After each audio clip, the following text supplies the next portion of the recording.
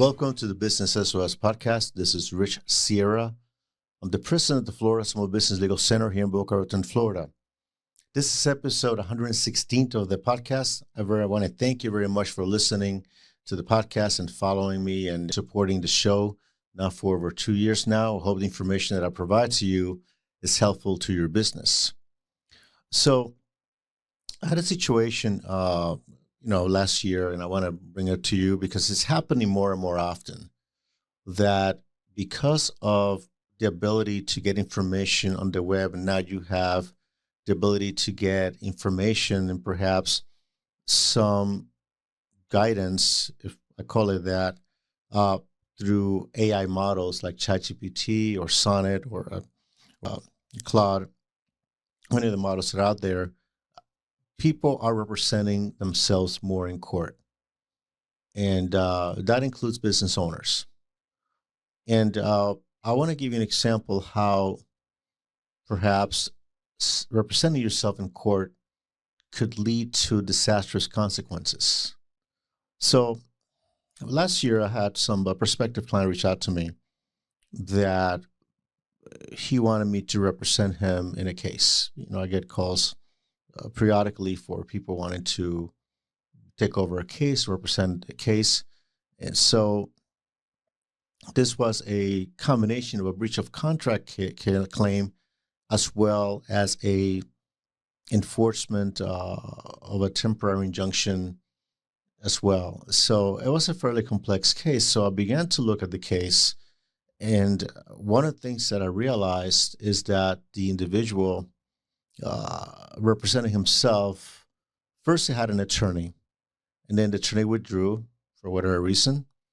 And then the client, instead of retaining a new attorney, decided to take it upon himself to represent himself in the case.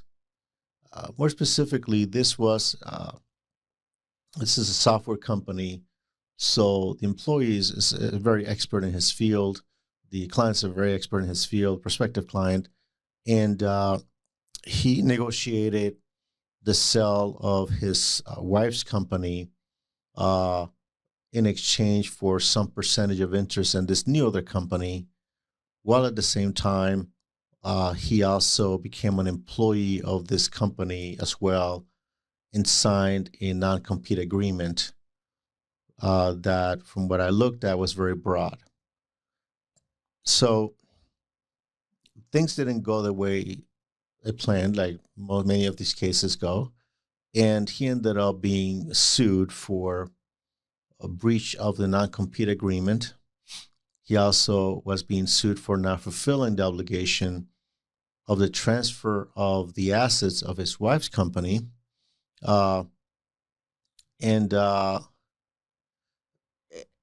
And it just became a very, very difficult case for him. So usually when you have a non-compete type of lawsuit, it starts with what is called a motion for temporary injunction, that it is filed with the court, and the objective is to have the court do a temporary relief for before dependency, before the case is over. And the objective is to prevent this employee from competing or doing something, in this case, competing against the employer in the same type of business while the case is adjudicated, which can take between 18 and 24 months. And there's a number of elements to do that. They don't have to prove the entire case in order to get a temporary injunction, but they can have to show that they will be irreparably harmed in the event that the court does not grant that injunction, that they're likely to succeed on the merits if they are able to prevail, that there's no adequate remedy at law, that if the court does not intervene, there's no other relief that they have. And there's also support that is public policy for the court to enforce non-compete agreements. So in this particular case, I was looking at the transcripts of the of the hearing, and they had a number of hearings because it took longer than expected. But in the first part of the hearing, the respective clients was presented by counsel, and the counsel brought some really good issues in terms of defending the client. And this is, in the transcript. Then when I looked at the subsequent transcript of the continuation of this hearing, I noticed that the attorney was not there. So he took it upon himself to represent himself on a hearing for a emergency temporary injunction against a very experienced litigator. And obviously the litigator, the attorney, was able to present the evidence, the witnesses, and present all the elements. And then the prospective client, attempted to cross-examine the witnesses. It didn't go well because he does not do this for a living. He doesn't know the proper way of cross-examining a witness. He did not bring new witnesses to present his case. The attorney would have done that through a subpoena.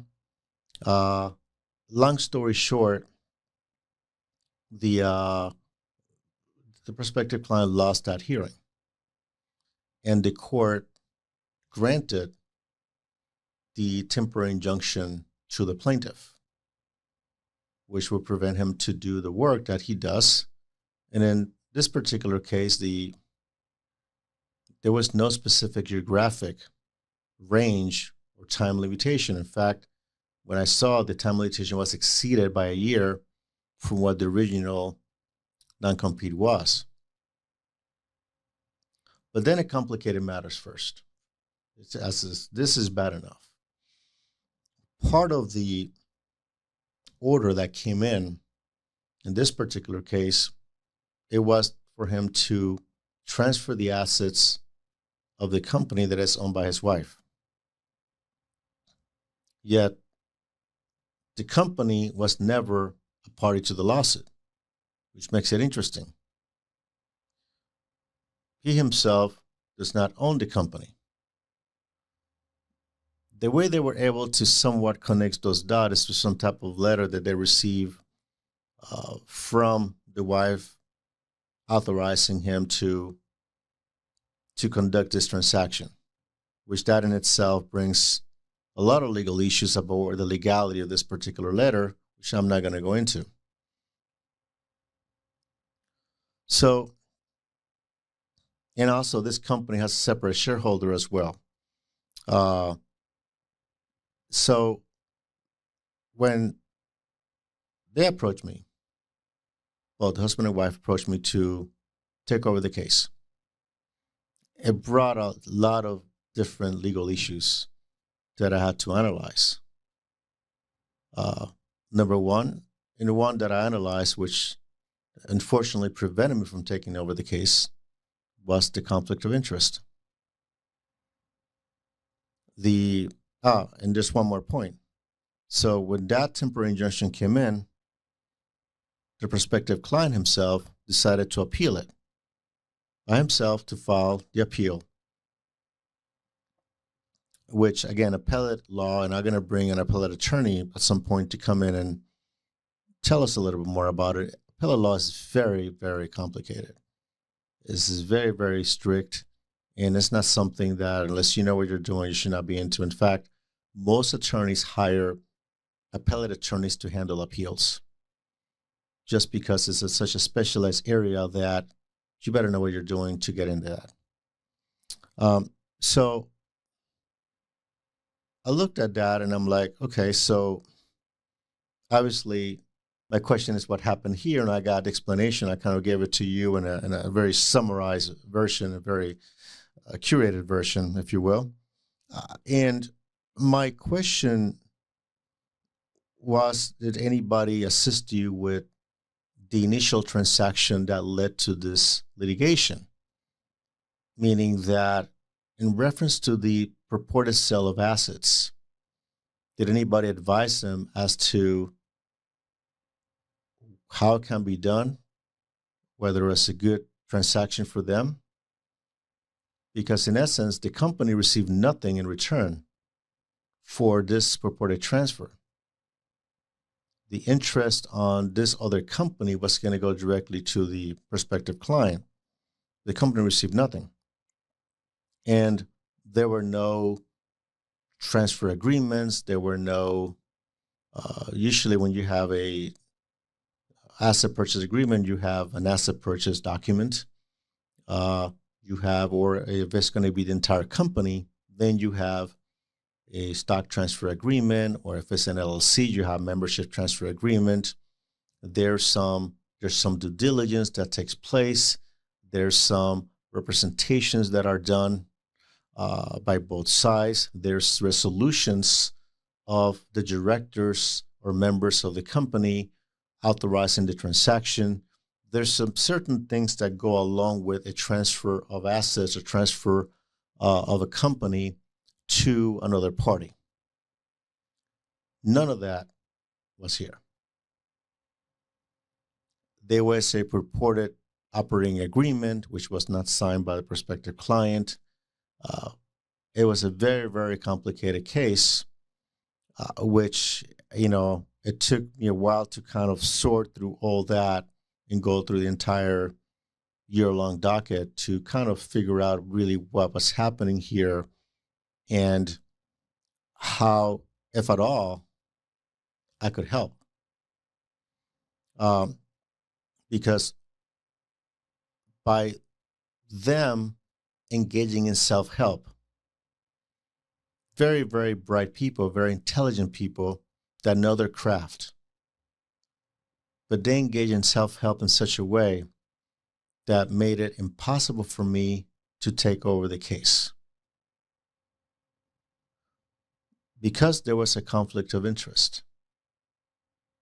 The interest of the prospective client, the husband, will be different from the interest of the company, simply because the company has to make an assertion that the prospective client, the husband, was acting outside the scope of his authority.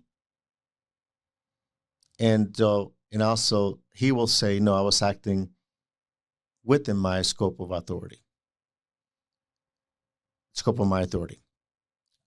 They're also husband and wife, and made it even more complicated. Because how are you going to represent one without the other? Or they both need separate attorneys and somehow be able to represent their interest. And the interests of the company are separate as well. There's a third shareholder who happens to be a relative, an uncle or a cousin, that did not authorize any of this. So the moment that someone, if I would have taken over that case and taken over the company's representation, then that relative becomes also my client. And he'll say to me, never spoke with him, but he would say, I never authorized this. I have no idea how this happened. I'm a shareholder of the company. I own the company. I never signed off on anything. So he might have a claim. He might be able to intervene on behalf of the company in this lawsuit, but also he might have a claim against both relatives. Breach of fiduciary duty as well. So how do you are able to reconcile all this? It's just, you have here 3 different, attorneys that would have to be retained. One for the prospective client or the husband, one for the company, and perhaps one for the wife or the shareholder, the relative, that also is member of the company. So it's just not possible for one attorney to take over this case without running into some conflict of interest. And the rule really prohibits us from representing clients in which they have adverse interests, from of each other. So, unfortunately, I was not able to assist in this particular case, and I, refer him to some other resources that might be able to assist them. But if there's any moral for the story, and I frankly do not know how other attorneys might be able to handle it. I do not never follow that, what happened there. But you can create a situation engaging in self-help which becomes irreparable. So when we look at a case, there's a different analysis that we have to do that you do not know what it is, because that's what we do. Okay? So we know what to look for.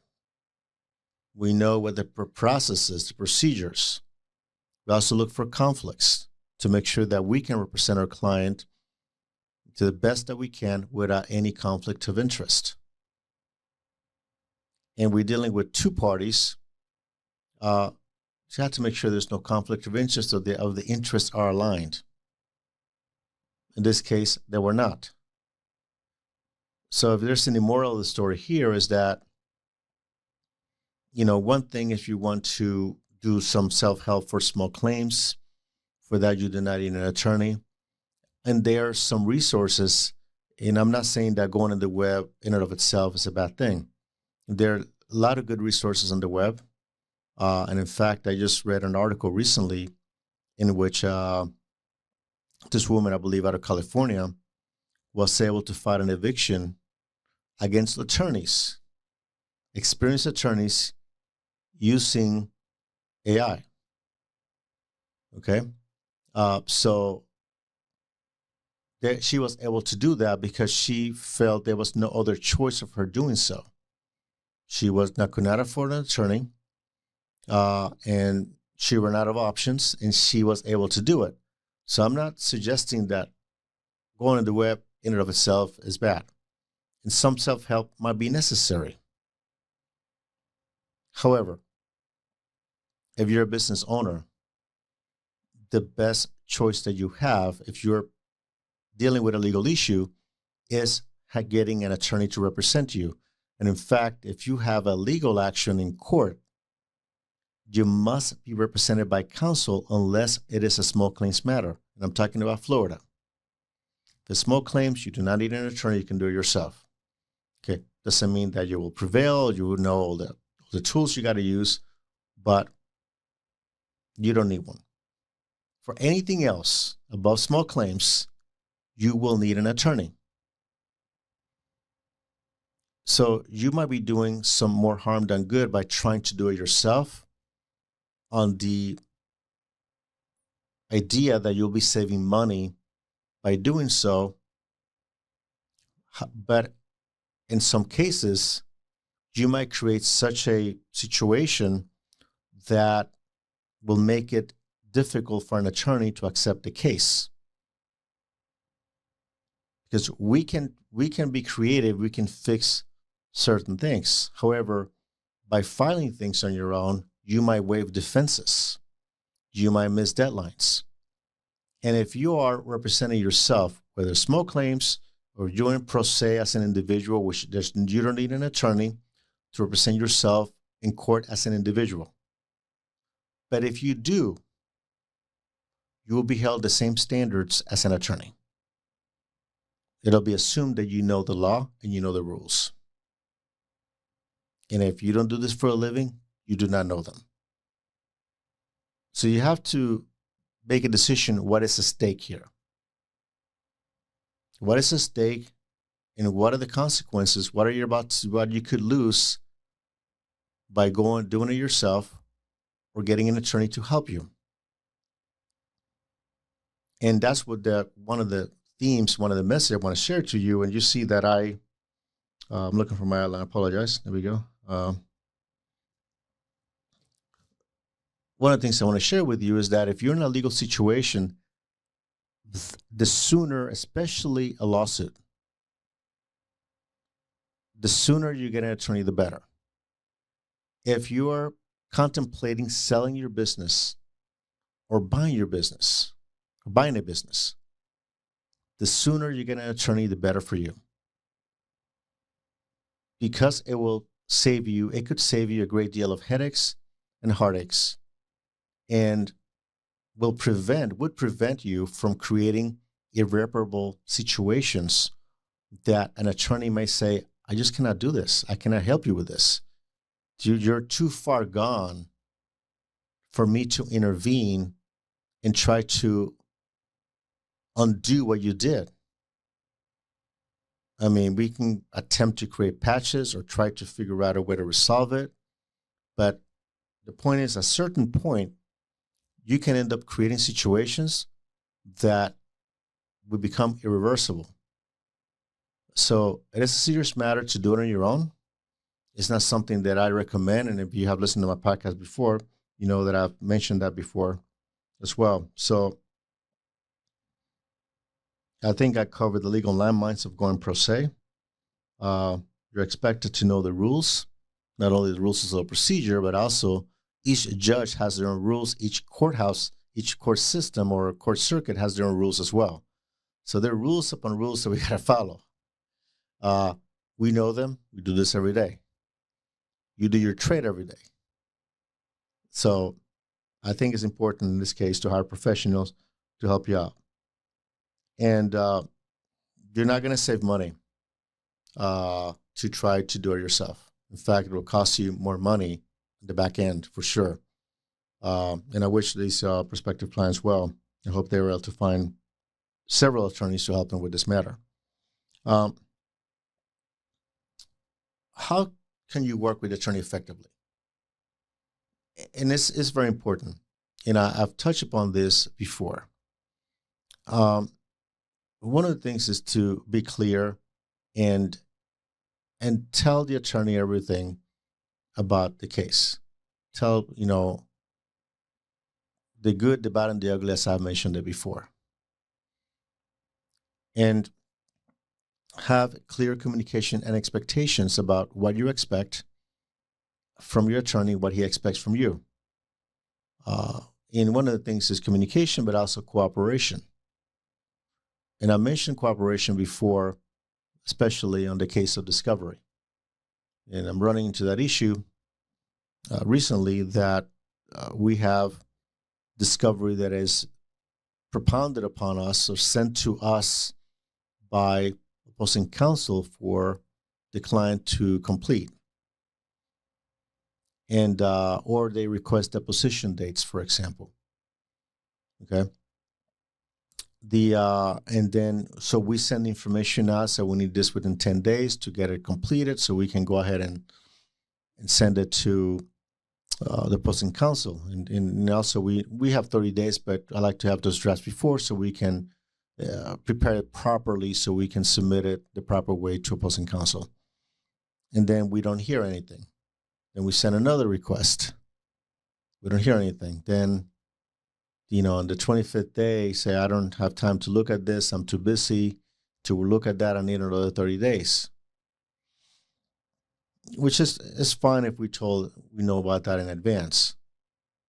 But responding to requests from your attorney is essential because it is your case. It is your case. And, I know you do not want to hear from us. We're not taking it personal. But when we're trying to get information from you to provide us to help your case, just reply. Just make yourself available to the best that you can. We understand you're busy, you have work, you have responsibilities, but making yourself available for your deposition is important, for meetings with the attorney, for responding to discovery, more importantly, not deleting discovery, the documents, providing everything that you have to the attorney that is requested of you. So that way, the attorney can help you prepare your case. those are important factors to consider. And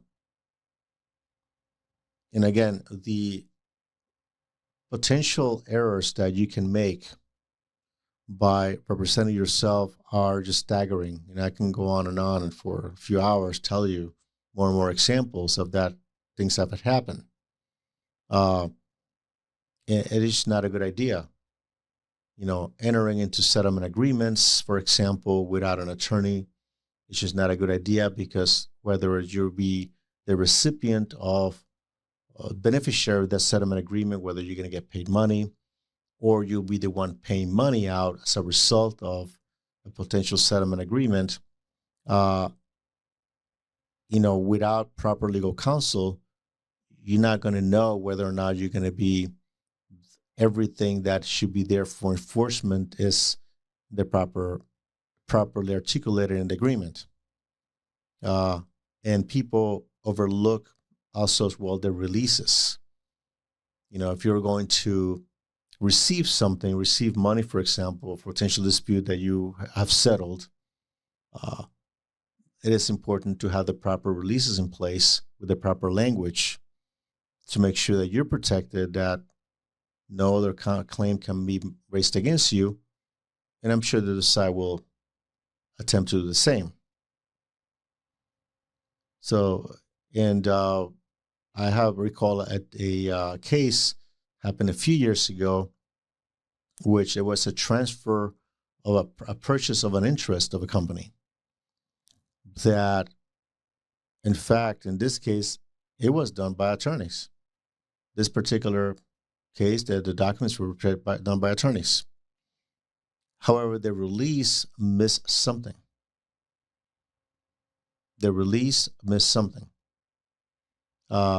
And unfortunately, they were able to sue and overcome the release even after an appeal. So sometimes, even with attorneys, sometimes things are missed. So having the right attorney is important that has experience in working with these types of cases, especially settling cases, litigating cases, and making sure those releases are airtight. That's probably one of the most important things you can have in a settlement agreement. And also enforcement. What happens if one party cannot fulfill the obligations? How are you going to enforce that agreement? What are the mechanisms that are in place to enforce it? So these are questions that an attorney will be asking, and these are, items that I would not recommend a business owner to do on his or her own, simply because the potential for mistakes are innumerable. The consequences could be irreparable for attempting to do it yourself, do a DIY, and to save a few $100s or maybe a few $1,000s. It's just not worth it. And, I can tell you more and more stories that people call me that they attempt to do it themselves. They come to me. Hopefully, in most cases, I'm able to intervene and redirect or reset the case at a certain point to mitigate the damage that was done already by the client. But it costs more money to do that if I would have taken the case from the very beginning. So if there's a story to there, a theme, if you're in a legal situation that you do not know how to handle, call an attorney. You're going to be much better off getting that guidance. You're going to be more relieved, more relaxed, knowing that a professional will be handling it for you, and hopefully that matter will be resolved to your satisfaction. But doing it yourself, very likely will not. I think this is good for today. I appreciate you listening today to this podcast. I hope it was helpful to you. If you want to, you have any questions about this or any of the topics that I covered, my email is rich@richsierra.com. Again, it's rich@richsierra.com. If you want to learn more about the legal services that we offer, my website is floridasmallbusinesslegalcenter.com. If you want to give us a call, our number is 866-842-5202. We're on Facebook and Instagram at FSB Legal. If you'd like to watch the video of this podcast, we're in youtube.com/@Richard Sierra. Remember my book, Business SOS, 8 Common Legal Mistakes Business Owners Make and How to Avoid Them. It's available on Amazon, Barnes & Noble. You can ask for your local bookstores as well. If you like the podcast, appreciate to follow us and also share with your friends and give us a 5-star review. Appreciate if you could do that for us. Same thing with the YouTube channel. Subscribe and appreciate a review as well. Until next week, this is Rich Sierra. And remember that my goal is to help you succeed.